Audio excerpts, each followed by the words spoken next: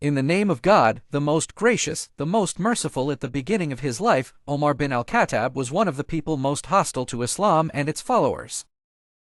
He was a physically strong man and violent in nature. He was known for his intense hatred of Muslims and his keenness to fight and eliminate them. In those days, Islam was still in its infancy in Medina, and Muslims were suffering from persecution and abuse at the hands of people like Omar. One day, Omar learned that his sister and her husband had converted to Islam and joined the Muslims. Angered by this news, Omar went to their house with the intention of killing them. But when he arrived home, he found his sister and her husband reading the Holy Quran. While Omar was on his way to kill them, he heard the verses of the Quran that they were reciting, and his heart was affected by them, and he felt a feeling of fear of God.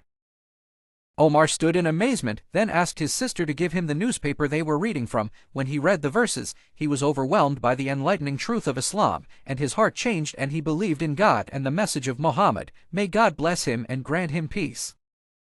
At that moment, Omar realized that what he was doing in fighting Islam was a grave mistake, and that truth and guidance were in Islam. After that, Omar went to the Messenger of God, may God bless him and grant him peace, and declared his conversion to Islam publicly in front of everyone. Omar quickly became one of the most prominent and closest companions of the Prophet Muhammad, may God bless him and grant him peace. Omar was a strong and courageous man, and he quickly became one of the pillars and fundamental pillars of Islam. Omar bin Al-Khattab's conversion to Islam had a profound impact on the path of Islam in that period. Omar became a symbol of strength and determination in defending the new religion, and contributed greatly to the spread of Islam and the consolidation of its pillars.